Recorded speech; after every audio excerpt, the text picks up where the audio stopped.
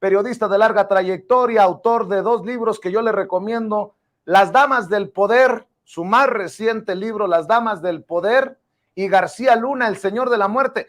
Por los dichos hoy del presidente en la mañanera, es importante entender el nivel de perversidad del que fuera el superpolicía de Felipe Calderón, hoy tras las rejas por allá en Nueva York. Te saludo con mucho gusto, Paco, ¿cómo te va? Vicente, ¿cómo estás? No sé que si esté Jaime ya por ahí, ya está aquí buenos días y a punto de ser buenas tardes. Jaime, te mando un abrazote. Justamente anoche le preguntaba a Ceci por ti y me dijo, aquí está ya, me dijo esta mañana, así que le doy un abrazo a los dos. Aquí estamos, tienes tu razón, Vicente, la Suprema Corte se ha convertido en el refugio perfecto de Genaro García Luna.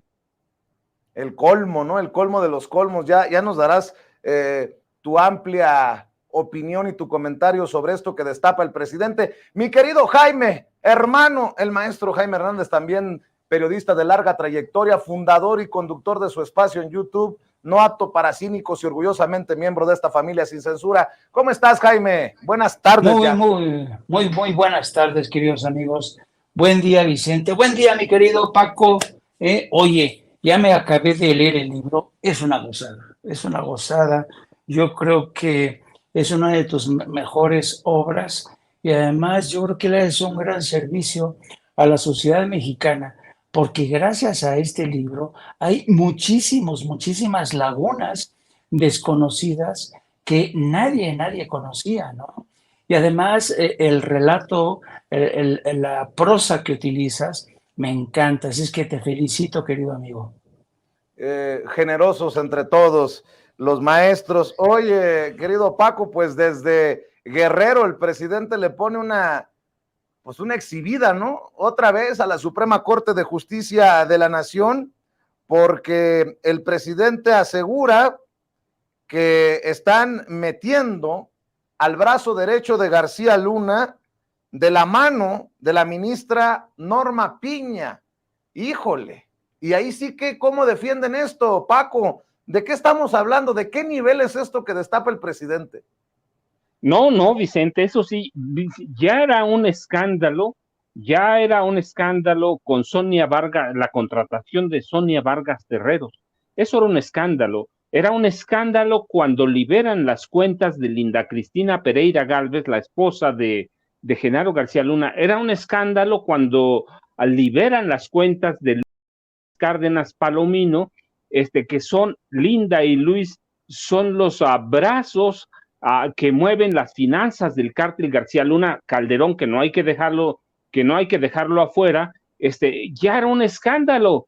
Hoy con la contratación que da a conocer el presidente Ricardo Márquez Blas, mira, nada más hay que decirlo, quién era Ricardo Márquez Blas, era director general de planeación del Sistema Nacional de Seguridad Pública en el sexenio de Calderón con su cuate Genaro, es decir, era parte de la hermandad, estuvo a cargo de las direcciones generales de Plataforma México, las que le presta a Carlos Slim Elú. Ahí armaron toda la infraestructura de seguridad pública.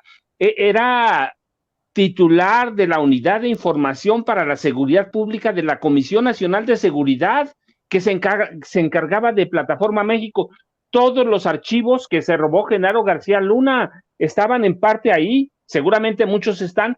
Este tipo manejaba todo, es decir, es parte de la hermandad mafiosa de Genaro García Luna, así que esto debe ser un escándalo, pero la ministra presidenta de la Suprema Corte de Justicia de la Nación lo sabe, ella lo sabe, ha creado un refugio para el narco en México, es un refugio, un santuario, es un santuario para el garcialunismo, es un santuario para el narco. Por eso, mira, cuando mucha gente dice, ¿por qué el presidente no se atrevió a juzgar a los expresidentes, a llevarlos ahí? ¿Con quién? ¿Con estos personajes? ¿Un golpista? ¿Una mujer que cubre al cártel García Luna, Felipe Calderón Hinojosa? No, Vicente, esto sí ya está grave. Es decir, tienen a todo el narco ahí metido.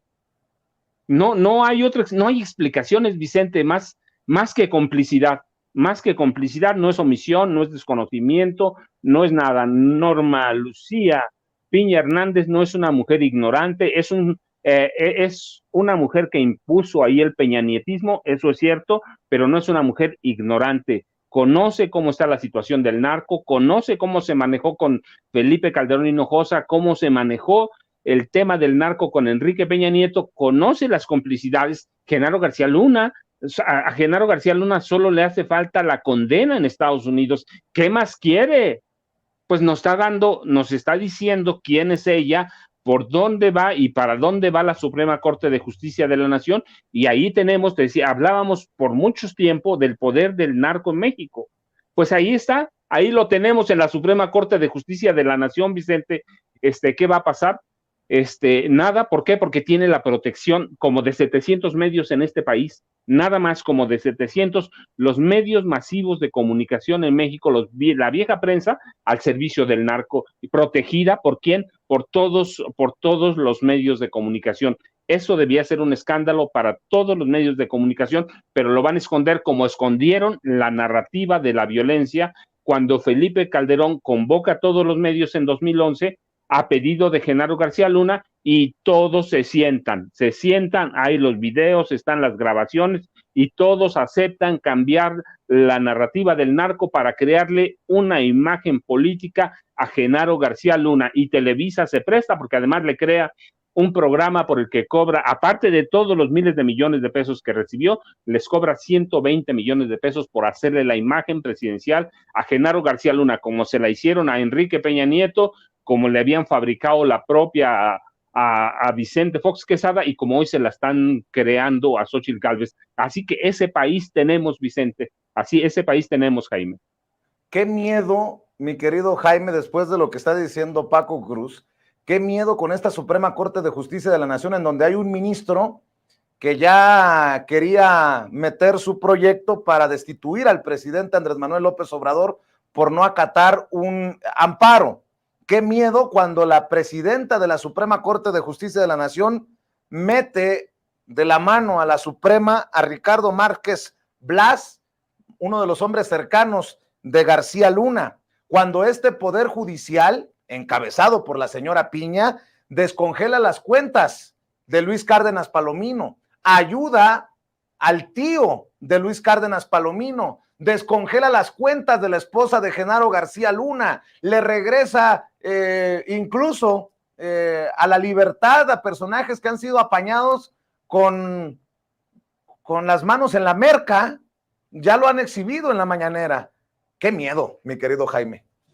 Sí, y solo esto confirma, querido Vicente, querido Paco, que la Suprema Corte se ha convertido en una madriguera de intereses muy poderosos, económicos y mafiosos, porque como bien dice nuestro querido Paco Cruz, el hecho de que Norma Piña haya reestructurado a nivel orgánico el sistema de seguridad, el sistema protocolario de la Corte, te da una idea hasta qué punto ella está blindando a la Corte, y al mismo tiempo la temeridad con que Luis María Aguilar incluso estuvo a punto de someter a consideración la posible destitución del presidente.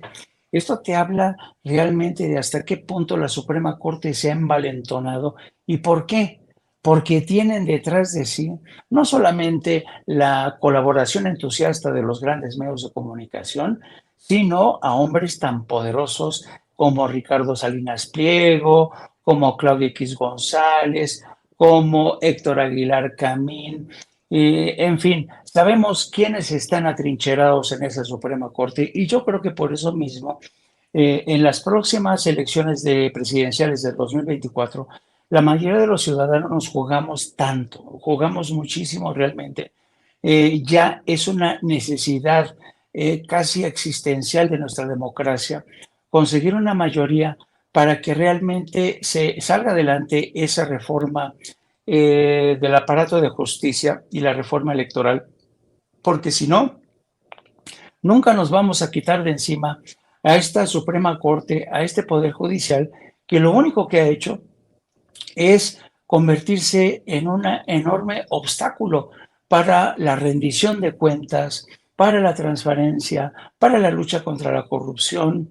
Es decir, jamás nos vamos a quitar de encima a estos poderosos que, utilizando a estos togados, se enquistan en el poder, se niegan a pagar impuestos, se niegan a rendir cuentas. En fin, yo creo que por eso mismo el proceso de transición que arrancó con Andrés Manuel López Obrador y que ha cubierto un tramo bastante ambicioso, a pesar de que solo van 5 años, pero quien se ponga al frente de la 4T a partir del 2024 tiene ante sí una labor realmente titánica que tiene que ver justamente con estas resistencias del ancien régimen, del antiguo régimen que se ha encastillado en el Poder Judicial. Por cierto, hablando de esta intentona golpista de Luis María Aguilar, el ministro que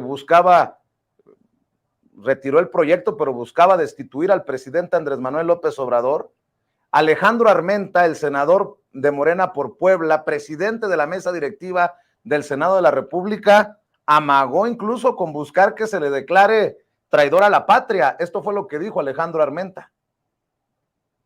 El Senado rechaza contundentemente una postura que atenta contra la democracia, que puede significar para el ministro traición a la patria, porque pretender dar un golpe de Estado desde el poder judicial es un abuso a una función que no respeta los 30 millones de votos con los que el presidente de la República fue electo. Él fue impuesto por el presidente Felipe Calderón y el presidente de la República fue electo por 30 millones de mexicanos. Así es que, pues es un atentado a la democracia y el Senado reprueba contundentemente una conducta de esta naturaleza.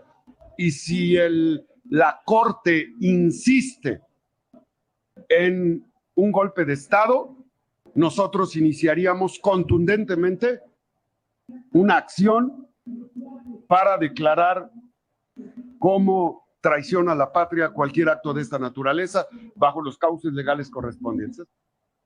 Bueno, con ese poder judicial, o a pesar de ese poder judicial, nos encaminamos, Paco, Jaime, al proceso electoral del 2024. Y digo que a pesar de, entendiendo que la oposición está buscando judicializar todo, porque sabe la oposición que sus aliados están en la mafia, en el cártel de la toga y el birrete. Y mi querido Paco, yo no sé qué panorama veas, adviertas, pronostiques, puedas desmenuzar, pero no va a ser un día de campo, mi querido Paco, lo que se viene. No, Vicente, de hecho debemos esperar que la Corte, en complicidad, porque esa es la palabra, en complicidad con el Tribunal Electoral del Poder Judicial de la Federación, que son ellos mismos, y algunos consejeros del Instituto Nacional Electoral endurezcan sus posiciones en la medida que los presionen empresarios, que los presionen a personajes como Felipe Calderón Hinojosa, que los presionen personajes como Claudio X González. Va a ser algo complicadísimo, difícil, pero mira, esto se complica más porque hoy podemos ver que sus precandidatas tienen cualquier cantidad de peros por venir. Una, pues es un invento de firmas publicitarias, firmas de imagen, que no logra cuajar como cuajó Enrique Peña Nieto, eran otras condiciones, como cuajó Vicente Fox Quesada, que es exactamente lo mismo. Lo hicieron empresas de marketing. A Vicente Fox, él era un actor. Hay que verlo cuando habla solo, no logra hilar una sola idea. Cuando le dan el guión de las empresas de marketing, lo sigue. Ese es Xóchitl Gálvez. Mira, yo antes me preocupaba pero luego perdía, decía, no puede haber nada peor, nada peor que Enrique Peña Nieto, nada peor que Vicente Fox Quesada. Tenemos peor. Xóchitl Gálvez a veces no solo no hila una idea, hay que ver las barbaridades que dice. Lo de las gelatinas es, mira, meramente anecdótico, y las 600 gelatinas todos los días es anecdótico. Hay que escucharla. Mira, te lo voy a decir. Cualquiera se queja de Gerardo Fernández Noroña. No, él es una dama comparado con Xóchitl, pero Gerardo Fernández Noroña verdaderamente es un tipo que hila, que tiene un posicionamiento político, ideológico, es un político, en serio. Xóchitl es una botarga, con todo el perdón y el respeto que me merece, es una botarga que llega ahí por eso. Es decir, no pensé que iba a haber algo peor que Enrique Peña Nieto, las firmas de publicidad o de marketing político que le hacen imagen, que la quieren hacer igual que Peña. La verdad es que están haciendo un pésimo trabajo. Así que con todos esos elementos tenemos que esperar que la posición de la Corte, de los órganos judiciales electorales, incluida la Suprema Corte, el Tribunal y el INE, verdaderamente se van a echar a la bolsa a tratar de llevar al candidato del PRI o del PAN o PRI-PAN a la presidencia. Y luego, mira, tienes a Beatriz Paredes Rangel, porque es una mujer que hay que seguirle nada más los pasos hasta Echeverría. Perdonó las matanzas, perdonó el involucramiento de los Salinas en el narco, de Peña en el narco, perdonó todo el desastre que hicieron en este país. Si no hay, y yo platicaba ayer contigo, platicábamos con Toño, en cuanto Morena echa a andar su maquinaria electoral, no la detienen, pero Morena tiene que recordar y ser muy cauto, no va a una batalla electoral contra el PRI, contra el PAN, y bueno, ya no digo contra el PRD, no, va a una batalla contra la Suprema Corte de Justicia de la Nación. Ya te está diciendo los nombramientos de Norma Lucía Piña Hernández, te está diciendo para dónde van, el pronunciamiento de Luis María Aguilar Morales, que lo terminaron guardando al último minuto, te dice para dónde va la Corte, las decisiones que ha tomado el INE a través de ciertas consejeras de alterar incluso las palabras del presidente de la República. Imagínate si han alterado, han falseado de señalamientos del presidente, ¿qué se puede esperar un candidato a la presidencia de Morena? Así que tienen que ser muy cautos, precavidos, y la gente de Morena verdaderamente tiene que movilizar esa maquinaria electoral, porque vamos a tener un 2024 caliente y muy complicado, Vicente y Jaime. Sí, voy a hacer un paréntesis para pedirle al equipo que me grabe. Escucho al maestro Paco Cruz pensar en lo peor que ya habíamos imaginado en la política mexicana. Yo pensé que lo peor era ver a Xóchitl Gálvez entrar con la botarga de dinosaurio al Senado, por ejemplo, o el episodio de besos que me tira Lili Téllez ahí en el Senado de la República, o los billetes, las pelotas con billetes de 500 pesos pegados que lanzaba en la alcaldía Cuauhtémoc Sandra Cuevas, o los desfiguros de Kenia López Rabadán.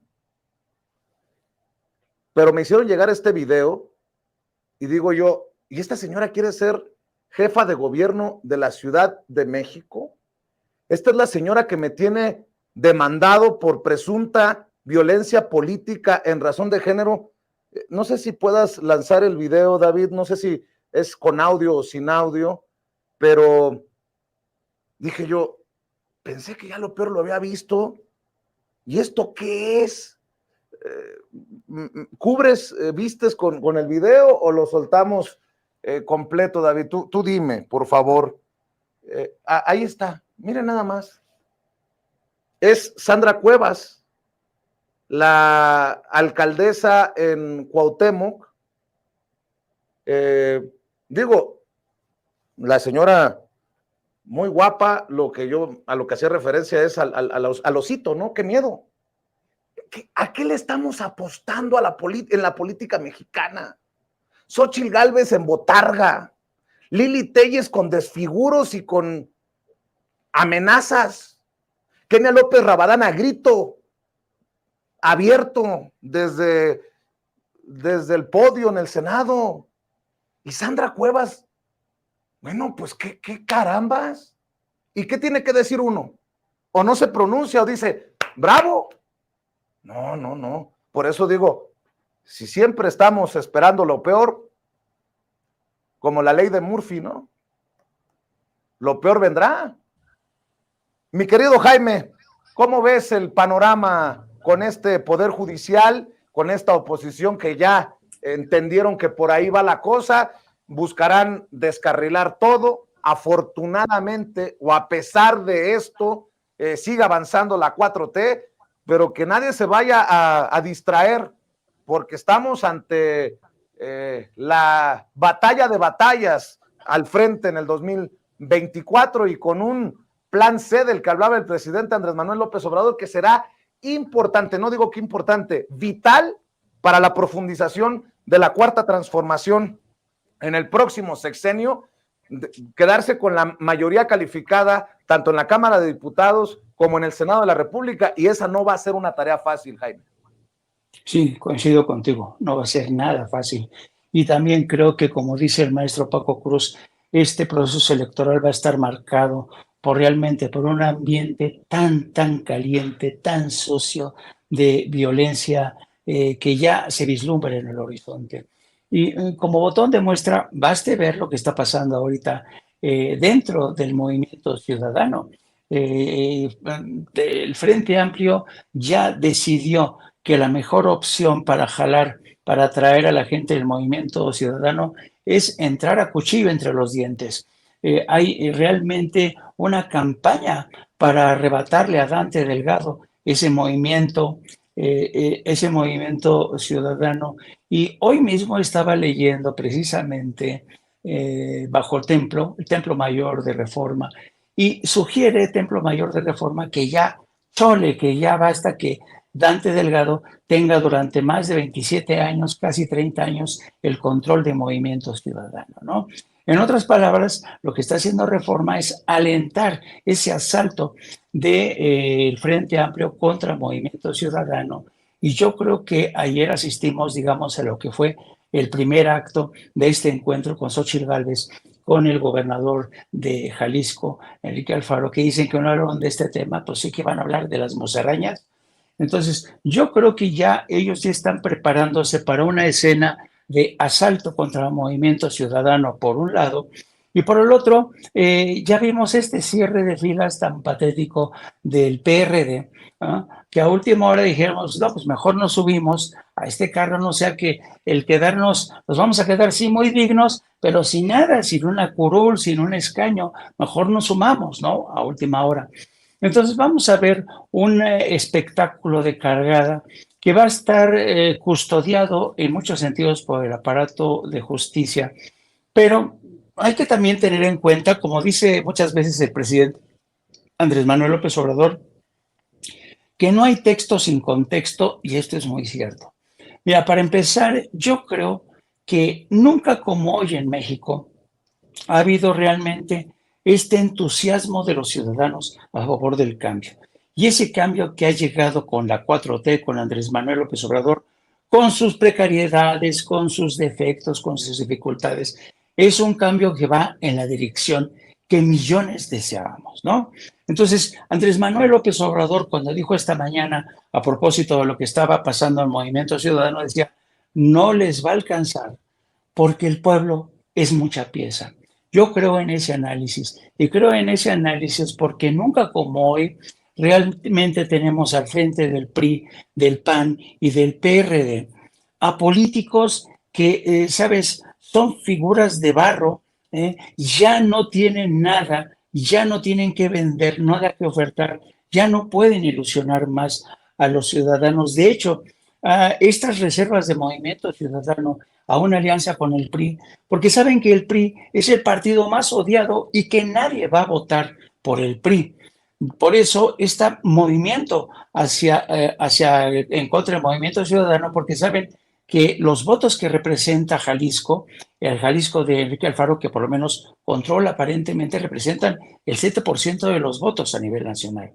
Entonces, vamos a asistir a una etapa de la noche de los cuchillos largos contra Dante Delgado, la forma en que se van a encaramar, la forma en que se van a liar con el Poder Judicial, pero que aquí también, qué bueno que Paco hizo esta advertencia de cómo están moviendo piezas al interior de la Suprema Corte, pero tampoco hay que olvidar, y esto creo que lo subrayó ayer Enrique Galván Ochoa, decía que del lado de Xóchitl Gálvez, no hay que olvidar que Xóchitl Gálvez tiene tres denuncias pendientes, 2 ante la Fiscalía General de la República y una ante la Ciudad de México, todas ellas por lavado de dinero, evasión de impuestos y conflicto de interés. Así es que Xóchitl Gálvez tampoco es una paloma blanca que no podría tener problemas que incluso la obligarían a delegar o renunciar a la candidatura en nombre, por ejemplo, y dejar a Beatriz Paredes. Yo considero es un extremo casi imposible, no de que ocurra, pero Xóchitl Gálvez quedaría expuesta si estas 3 denuncias salen a flote en medio de realmente, y veríamos realmente cómo esta batalla en el seno del tribunal, del aparato de justicia, nos lleva casi estos enfrentamientos como los que hemos visto en Estados Unidos. Tú te acordarás cuando George Bush se enfrentó a John Kerry y al final él ganó con el apoyo de la Suprema Corte, ¿no? Entonces vamos a ver una lucha encarnizada por el poder y en el que además, otra cosa muy interesante a propósito de esta mujer que se expone ella misma, se sexualiza, se erotiza a ella misma y luego anda denunciando que los periodistas, hablamos de ella, sugerimos que es una mujer que tiene pelotas o no pelotas. Miren nada más esta erotización de ella misma, ¿no? Entonces, fíjate que ayer estaba escuchando una entrevista con Latinos a Ricardo Monreal, que es el protector de esta mujer, que él va a lanzarse por la Ciudad de México. Entonces, vamos a tener un escenario en el que Ricardo, que ya sabe que va a perder, ya está optando por adelantado para disputar la Ciudad de México. Estamos viendo cómo hay este cierre de filas, la noche de cuchillos largos contra Dante Delgado, y mientras en la acera de frente a Morena, que yo hay gente que veo que se está escandalizando por lo que está pasando en Morena, que Marcelo Ebrard le jala de las trenzas a Claudia Sheinbaum, que Claudia Sheinbaum niega las acusaciones de Ebrard, que ¿cómo se llama? Adán Augusto dice que esta Rusia se ococió y Ricardo Monreal dice que él ya está pensando mejor en la Ciudad de México. Yo lo que creo que qué padre, mano, que tengamos estas disputas, estos conflictos, porque esto significa que estamos ante un nuevo paisaje democrático. Eso se trata la democracia, de conflictos, de disputas, de disputas a trancas y barrancas. Eso es la democracia. Y además se tiene que dar en el seno de una izquierda, que por naturaleza propia está acostumbrada a debatir, a discutir, a disputar ideas, propuestas, ¿no? A mí me parece que lo que está pasando en el seno de Morena está perfecto. No le veo el mismo nivel de criminalidad, de mafia que le estoy viendo a la derecha, que ya se lanzó contra Movimiento Ciudadano, que está buscando utilizar al aparato de justicia como palanca para conseguir frenar lo que se vislumbra que va a ser un triunfo arrollador de Morena en 2024. Así es, ¿por qué no cerramos con otra ronda de reflexiones? Tal vez abundar en estos recorridos que cierran este fin de semana de los aspirantes y la aspirante de Morena, PT, Verde, y también hablar de esto que está en juego, Paco, Jaime, los 9 estados. Yo insisto en esto de los 9 estados porque si ya Morena gobierna en ¿qué son? Las 2/3 partes de nuestro país, si llega a conseguir estos 9 estados, casi borra del mapa a la oposición y se convierte en la temida aplanadora. Mi querido Paco, ¿con qué reflexiones, comentarios, opiniones cierras? Bueno, fíjate, Vicente, que es bien interesante porque justamente los 70 días que terminan mañana en estos recorridos, también que es un aspecto que no se ve, va a servir para consolidar la presencia de Morena, no solo en los 9 estados, pero mira, de esos 3 que son fundamentales para el 2024, con todo respeto para nosotros y para otros más grandes, más pequeños, Jalisco, que es un movimiento justamente para marcar al movimiento ciudadano, Yucatán y Guanajuato. Ya hay en el momento la sensación de que los recorridos, lo que está haciendo Morena es consolidar su presencia en esas 3 entidades y consolidarla donde ya la tiene, ¿verdad? En Morelos, en Puebla, en Chiapas, en Tabasco, en la Ciudad de México, hay la sensación de que por lo menos arranca después de estos recorridos, arranca con una solidez que no tenía, arranca sólido, y es lo que están haciendo los recorridos, y yo digo que habría que prestarle mucha atención, porque si eso hace Alfaro, el gobernador de Jalisco, de recibir a Xóchitl Gálvez, la verdad es que es también un poco de debilidad. Jalisco puede ser la primera entidad grande que de allá del norte que en las próximas elecciones vaya para Morena. Yucatán hay un poco de duda, pero también hay avances de Morena, y Guanajuato, ni se diga, un estado violento, un estado controlado por el PAN, un cacicazgo de Diego Sinue, así que yo sí espero que esos 3 estados, además del resto, hayan quedado sólidos a partir de los recorridos de los 6 precandidatos o aspirantes a dirigir los comités de defensa de la 4T. Yo espero que esto sirva y que tiene que verse, Vicente, lo han dejado de lado, está de lado, pero los estados son muy importantes para el arranque de las elecciones. Y estos 9 estados, Yucatán, Veracruz, Guanajuato, mira, Veracruz no lo había mencionado, Guanajuato, Jalisco, Morelos, Puebla, Chiapas, Tabasco y la Ciudad de México son fundamentales en las elecciones. Otros ya se habían ganado reciente, el Estado de México, que es el de más electores en el país, así, pero no hay que perder de vista que tenemos elecciones en 9 estados y que Morena también está haciendo en ese recorrido de calle, de piso, está consolidando lo que puede ser el carro completo, esa maquinaria arrolladora para 2024, Vicente, Jaime. Mi querido Jaime, cerramos con tus comentarios, tus opiniones, maestro.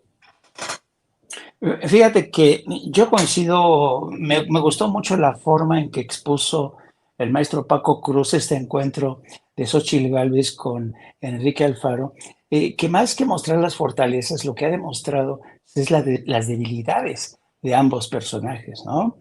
Y esto ya parece casi como la saga de Juego de Tronos, ¿no?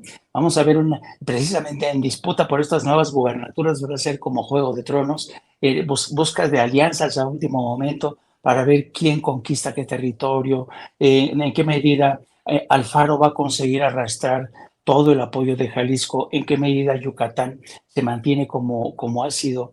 Va a ser fascinante esta batalla, pero, dicho esto, yo creo que hay que tener en cuenta y ser muy realistas.